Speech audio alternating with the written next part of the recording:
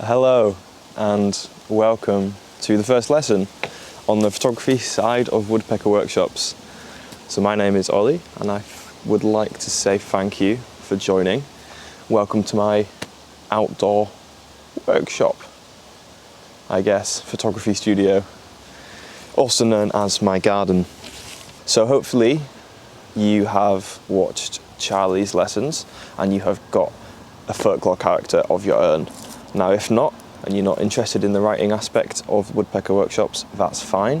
What you can do at this stage is Google, or you can go back and watch Charlie's, or you can get yourself on Google and look up an existing folklore character. In this lesson, I'm going to break down how I did this very task for my final year university project. My character was an existing character called the Owl Man. This is my final product. I'm not expecting, you guys aren't going to be making an entire book. This took about a year to do.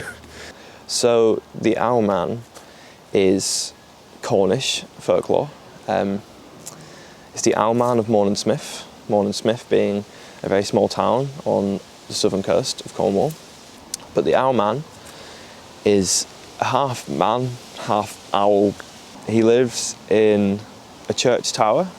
The church is next to a very small woodland. Very small woodland is next to a very rugged beach. And then after that, it's just ocean. So this is my setting. This wasn't something that I came up with. This is something you guys are going to come up with your own environment through Charlie's. Hopefully you have that already. So I didn't choose the environment because I was doing an existing character, but this is the environment I had to work with, and that was fine. So let's break the character down. So it's half owl, half man. That's something we can work with. He lives in the church tower, and he goes out at night, and it roams the woods by the sea, and well, it's only been spotted a few times.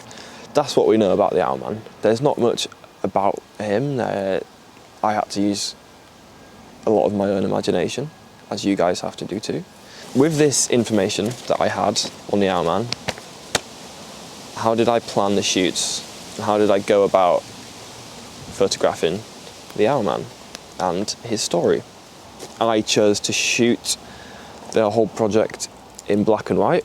This was for a few reasons. Black and white is very fitting to the Gothic church aesthetic, as well as keeping it in time with the times that it was spotted.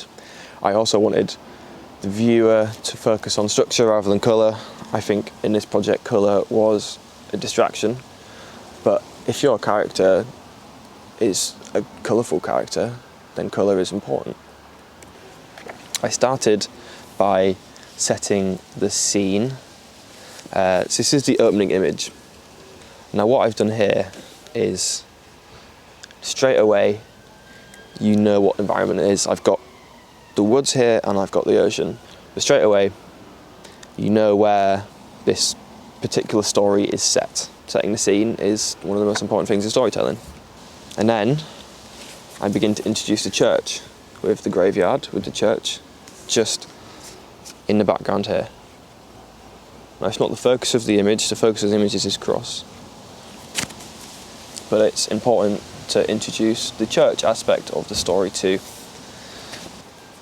Now, some of the other techniques I did throughout to effectively tell the story of the Owl Man. Camera trap photos. I just used one in the entire book. So I used a camera trap photo to give the sense of trying to find this mythical creature. I felt like I had to at least look for it and at least put out these camera traps to potentially find it, you know? So this is one technique. So what else did I shoot? This is a picture of an owl. But again, out of focus, grainy. I decided to go down this route because it's less traditional. This was all part of experimentation. This is something that you guys can do as well. So another technique I used is this one, which is a picture of some trees. But what is special here, the perspective. So I climbed a tree for this. The reason I climbed the tree was to have a different perspective, maybe the perspective of the owl, you know, of the Owl Man, as he sits at the top of the tree and watches as people walk below him. So new perspectives are important. If you get down low, maybe your character's tiny, get down low, look up, you start seeing the world and seeing your environment from a new perspective. I went out, and this was the scariest photo shoot I've ever done. I went out to the woods and I shot at night time, because the night time brings a sense of unknown. And I used this in my story to show that side of the Owlman. Some other things that I managed to do, unspectacular photos straight off the bat. I mean, I think this photo was an accident, but what it does in here, which I'll get into more in another lesson, is it acts as a buffer between images. It also, for me, I put this in because it gives a sense of movement. And yes, so the Owlman appears at the end, and maybe as a new viewer you go throughout and you have an idea in your head of what this Owlman might look like, or you know something's up, you know something's there, and there he is at the end. In summary, for the Owlman, to create the effective story of the Owlman, I had to literally go look for it. But one thing that I did do was experiment, and I did a lot of research. Other photographers, I researched the Owlman. So in total I probably did about 40 different shoots. Only 15 of them made it into the book. Experimenting with double exposures.